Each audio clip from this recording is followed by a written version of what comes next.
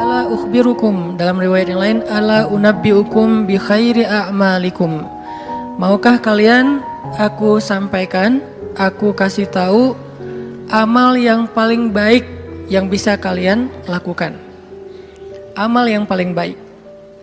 Wa azkaha inda malikikum, dan kedudukannya di sisi Allah adalah amal ini adalah amal yang paling suci. Artinya udah pasti diterima oleh Allah, nggak ada yang tertolak sama sekali. Dan Allah suka banget dengan amal ini karena disebut dengan suci, berarti Allah suka karena Allah maha suci, maha baik, maha sempurna dan mencintai kebaikan ataupun kesucian.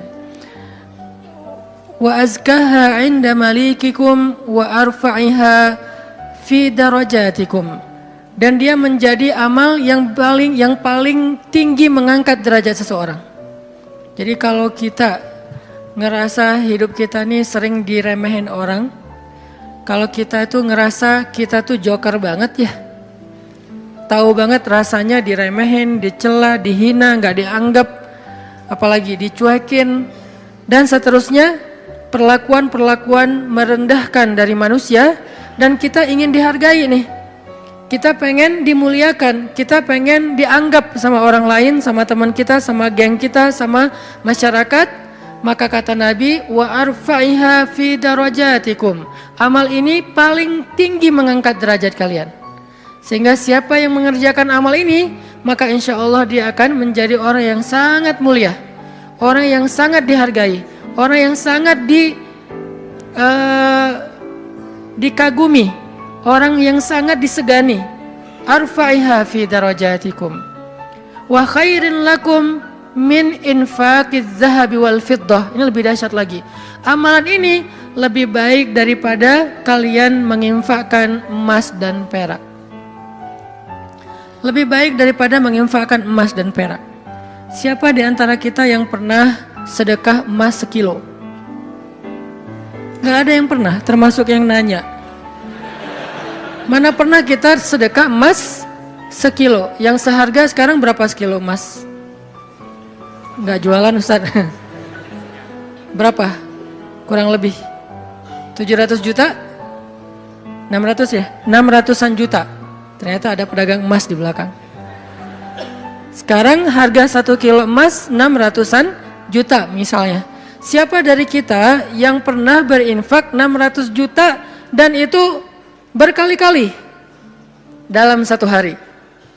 Bukan berkali-kali dalam setahun, berkali-kali dalam 1 hari. 1 kilo. Tar siang, 1 kilo. Sore infak 1 kilo. Malam mau tidur 1 kilo lagi. Sehari 5 kilo. Dan bahkan bisa puluhan kilo, ratusan kilo. Sehingga Nabi mengatakan, wa khairil lakum min infaqiz zahabi wal fiddah. Lebih baik bagi kalian, bukan sama, lebih baik daripada berinfak dengan emas dan perak. Makanya Nabi mengatakan, khairi a'malikum, sebaik-baik amal, sebaik-baik perbuatan. Wa khairil lakum, ini ada yang lebih dahsyat lagi, wa khairil lakum min antalqau aduwakum fatadribu a'naqahum wa yadribu a'naqakum. Lebih baik bagi kalian daripada kalian pergi berperang untuk menghadapi musuh-musuh kalian, menghadapi musuh-musuh Allah, menghadapi orang-orang yang kufar. Lebih baik daripada kalian berjihad, lalu kalian bertemu dengan musuh kalian, fatadribu a'naqahum, sehingga kalian menebas batang leher mereka, au yadribu a'naqahum, atau mereka yang akan menebas batang leher kalian. Apa maksudnya? Lebih baik daripada jihad dengan 2 kemungkinan. 1, menang dalam peperangan. 2, syahid dalam peperangan. Ternyata lebih baik daripada syahid. Coba. Fatadribu a'naqahum wa yadribu a'naqakum. Kalian membunuh mereka atau mereka akan membunuh kalian. Ada 2 kemungkinan dalam peperangan kan. Kalau nggak menang seperti perang Badar, perang Ahzab dan yang lain-lainnya, atau kalian akan terbunuh dalam peperangan itu sebagai syuhada. Dan ini khairun, lebih baik daripada itu semua. lebih baik daripada menang dalam peperangan jihad? Atau lebih baik daripada syahid dalam peperangan jihad? Lalu para sahabat langsung menjawab dengan serentak, bala ya Rasulullah, tentu ya Rasulullah, amal apa ini? Kok dia bisa lebih baik dari semua perbuatan kami? Dia lebih disukai oleh Allah, dia lebih tinggi derajat bagi yang melakukannya, dia lebih berharga daripada emas dan perak, dia lebih berharga, lebih mulia daripada menang dalam medan jihad, bahkan dia lebih istimewa daripada syahid dalam peperangan membela agama Allah. Bala ya Rasul, tentu ya Rasul, apa amalan yang istimewa ini? Nabi mengatakan, zikrullahi ta'ala, zikir kepada Allah subhanahu wa ta'ala. Ternyata sebegitu gampangnya, sehingga Allah subhanahu wa ta'ala berkali-kali nanya kepada kita di surat Ar-Rahman, fabi ayyi ala'i rabbikuma tukadziban, nikmat Tuhanmu yang mana yang kamu dustakan? Allah udah memudahkan kalian dengan segala macam kebaikan untuk mendapatkan pahala, mendapatkan ridha Allah, mendapatkan ampunan Allah, yang puncaknya mendapatkan surga Allah Subhanahu wa taala. Udah banyak dan Allah mudahkan. Pengen masuk surga? Mudah. Pengen diampunin semua dosa sampai dari sejak kita balik, yang kita sering berbuat dosa awal-awal kita balik itu yang paling gede apa? Ninggalin sholat ya. Karena kita baru sadar sholat kan akhir-akhir ini. Padahal kewajiban kita sholat itu udah di usia 10 tahun. Yang kata Nabi kalau nggak sholat disuruh pukul anak usia 10 tahun. Artinya ada ketegasan dalam pelaksanaan sholat di usia 10 tahun. Usia 11 tahun, 12 tahun kita masih kelas 5, kelas 6 SD. Kita sering banget ninggalin sholat. Gimana caranya sholat yang begitu besar pahala atau begitu besar dosanya kalau ditinggalkan bisa dihapuskan oleh Allah? Apakah kita harus jungkir balik sholat yang sebanyak-banyaknya? Enggak mudah bagi Allah. Ternyata semua kebaikan di sisi Allah itu Allah beri dengan cara mudah. Bahasanya Ar-Rahman, pemurah, dimurahin sama Allah. Allah murahin. Mau surga? Murah. Padahal surga itu mahal. Kata Nabi, ala sil'atallahi hiyal ghaliyah, ala sil'atallahi hiyal jannah. Bukankah harta Allah itu mahal dan harta Allah itu adalah surga?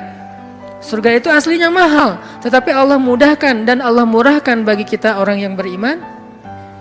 Ampunan Allah itu berharga, tapi Allah murahkan. Ridha Allah itu sesuatu yang sangat istimewa, langka, tetapi Allah murahkan. Jadi termasuk dengan ibadah ini, zikir yang begitu mudah, zikir yang begitu ringan, zikir yang begitu yang santai, gak perlu modal untuk berzikir. Kamu udah zikir belum? Kenapa? Gak cukup modal. Gak ada orang yang gak berzikir gara-gara kurang modal. Kalau kurang modal untuk kayak bisnis, wajar. Justru mencari dunia itu mahal dan susah. Modalnya gede, hasilnya belum tentu. Itu juga pengorbanannya berdarah-darah. Belum lagi nanti dizolimin, dikerjain, ditipu orang. Setelah sekian lama baru dapat, udah tua. Itulah dunia. Susah banget ngedapetinnya. Ngerasain gak susah banget ngedapetin dunia? Ngedapetin dia, susah kan? Susah banget. Perjuangannya ya Allah, luar biasa. Kok Ustaz bisa menjiwai sekali kalimat itu? Mengalami. Itulah dunia. Sedangkan apa yang Allah tawarkan di akhirat itu ringan. Tetapi kita, mungkin itulah kelemahan saya dan kita semua, bahwa memang kita lebih memilih yang susah, udah gitu berkeluh kesah, meninggalkan yang mudah dan mendustakan nikmat Allah. Kita pilih yang susah, pas udah capek berkeluh kesah. Ya Allah, kita nuduh Allah macam-macam. Padahal Allah udah ngasih yang paling mudah, tapi kita abaikan dan kita kufur kepada nikmat Allah. Jadi teman-teman yang dirahmati Allah, Nabi sendiri yang menawarkan kepada kita sekarang dalam hadis riwayat Hakim Tirmidzi dengan derajat yang sahih tadi. Ala unabbiukum ya syabab Bandung, maukah kalian aku berikan sebuah amalan wahai pemuda-pemuda Bandung? Apa itu? Amalan yang khairul lakum min infaqiz zahab, yang lebih baik daripada menginfakkan emas, lebih baik daripada mati syahid, walaupun syahid juga tetap mulia, lebih baik daripada menang dalam peperangan. Tentu kita akan menjawab seandainya kita ketemu dengan Nabi, bala ya Rasulullah, tentu ya Rasul, apa amal itu apa? Dan kita mengatakan bala bukan dengan kalimat cuek, bukan dengan kalimat boleh sih, apaan ya Rasul, enggak gitu. Kita ngomongnya itu bala dalam bahasa Arab sesuatu yang kayak antusias banget. Kalau mereka enggak antusias, mereka enggak akan bilang bala. Mereka bilang bala ya Rasulullah, artinya antusias, sehingga kita menjiwai hadis ini. Walaupun kalimat hadis ini enggak terlalu panjang, cuma satu kalimat pendek yang kalau dibaca kurang dari 5 menit selesai. Tapi menjiwainya, memahaminya itu butuh waktu sampai kita bisa benar-benar senang dengan nasihat dari Nabi ini. Bukankah banyak orang cari nasihat jauh-jauh ya? Sekarang yang ngasih nasihat Nabi langsung. Sehingga kita mengatakan, bala ya Rasul, apa itu ya Rasul, apa amalan itu, saya pengen dapat semua kebaikan yang Nabi katakan tadi, lebih dari ini, lebih dari ini, lebih dari ini. Dan Allah sangat suka dengan amal itu, otomatis Allah suka dengan orang yang beramalnya. Zikrullah kata Nabi, mengingat Allah, berzikir kepada Allah. Makanya itulah kenapa Allah Subhanahu wa taala berfirman di surat Al-Ahzab yang tadi kita baca. Ya ayyuhalladzina amanu uzkurullaha dzikran katsira wasabbihuhu bukratan wa asila. Wahai orang yang beriman, ingatlah Allah, berzikirlah kepada Allah dengan zikir yang sebanyak-banyaknya. Kenapa? Karena zikir itu ringan. Allah nggak nyuruh kepada kita sesuatu yang berat. Allah belum bilang jahidul kuffar, perangilah orang-orang kufur. Allah belum mengatakan anfiqu min amwalikum, sedekahkan harta kalian, min amwalikum, sebagian dari harta kalian. Enggak. Itu mungkin buat kita masih butuh waktu belajar. Sekarang Allah mengatakan uzkurullaha dzikran katsira, ingatlah Allah, sebutlah Allah, zikirlah kepada Allah sebanyak-banyaknya. Kenapa? Lebih baik dari semua tawaran-tawaran yang itu. Allah kalau nawarin kita untuk jihad, kemungkinan besar kita akan mencari-cari alasan. Dan orang yang mencari-cari alasan dari kewajiban berjihad apabila sudah wajib, maka dia udah jelas sifat kemunafikannya.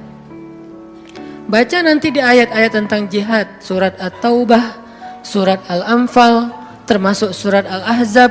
Ada banyak cerita-cerita tentang jihadnya Nabi. Dan sebagian besar orang yang menolak atau mencari alasan untuk enggak ikut sama Nabi, itu tuh udah pasti terlihat jelas kemunafikan pada diri mereka.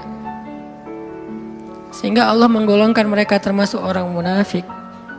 Allah marah kepada mereka sehingga menyebutkan dengan kalimat kabura maqtan indallah. Allah marah sekali dengan kata-kata mereka. Di dalam surat yang lain dikatakan mereka itu termasuk orang-orang yang pendusta. Mereka bilang inna buyutana aurah, rumah kami sedang ada banyak masalah ya Rasul, mohon maaf kali ini gak bisa ikut. Yang lain mengatakan anak saya sakit ya Rasul, maaf gak bisa ikut.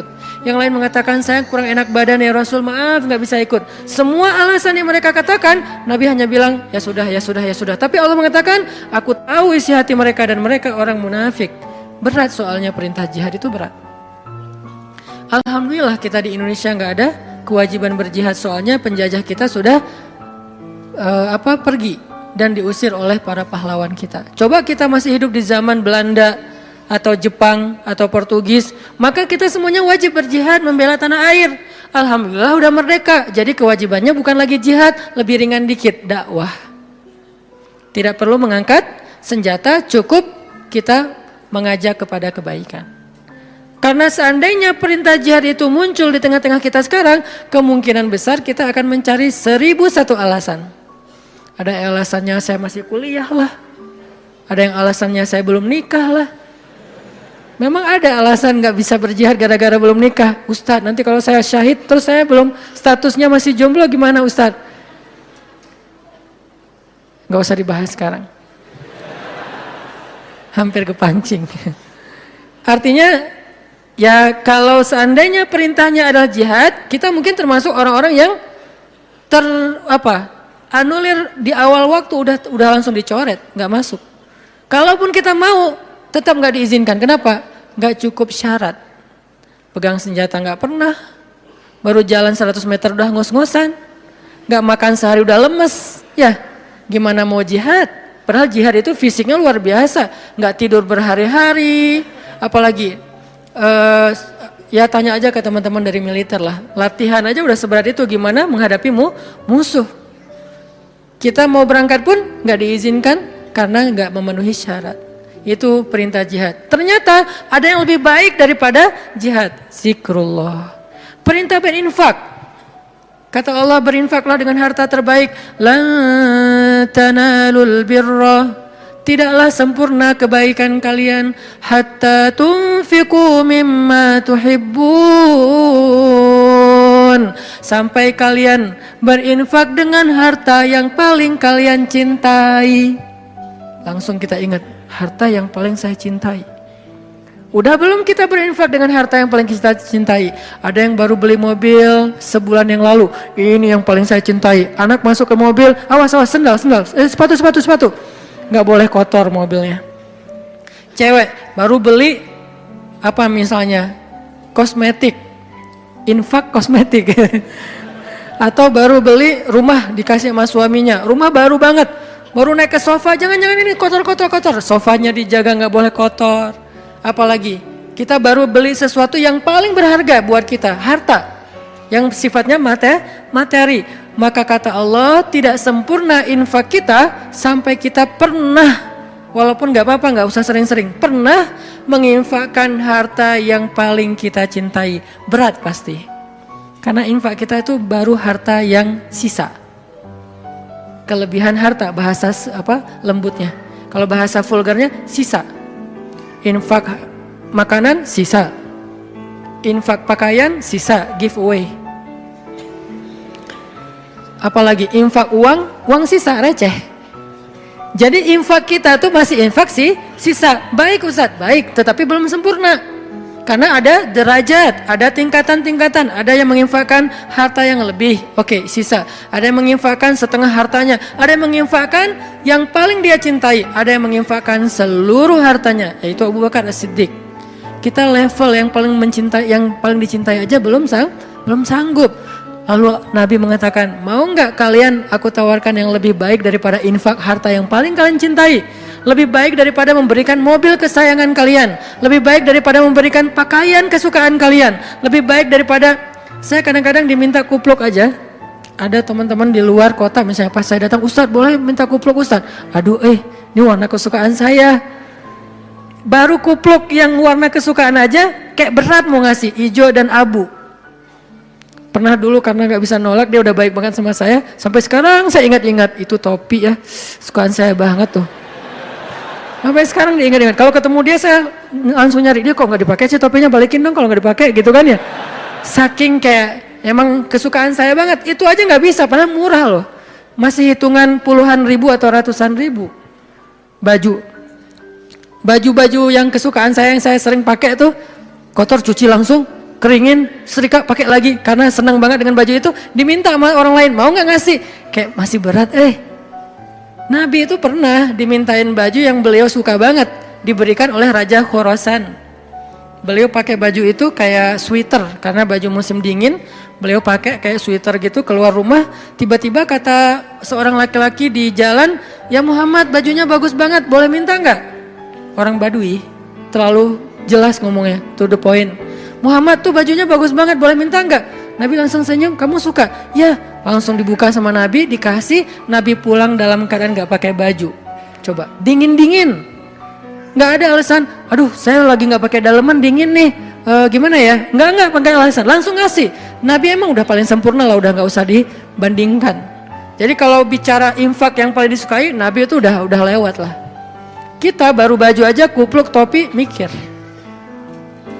Ada papan skate. Walaupun gak jago main, tapi ada papan skate yang kayak buat saya tuh kayak ini kayak bersejarah. Saya paling sering jatuh karena papan ini gitu. Terus kalau ada yang Ustadz mau gak giveaway papan skate untuk donasi atau apa, itu masih mikir lama. Ya udah deh, yang ini aja deh. Ada 3 misalnya, ngasih yang jarang dipakai. Masih gitu coba. Nah sekarang Nabi bilang, mau gak aku tawarin sesuatu yang lebih istimewa daripada kamu berinfak dengan semua barang kesukaan kamu. koleksi kesukaan kamu. Ternyata ada yang lebih istimewa. Apalagi? Infak, jihad, syahid,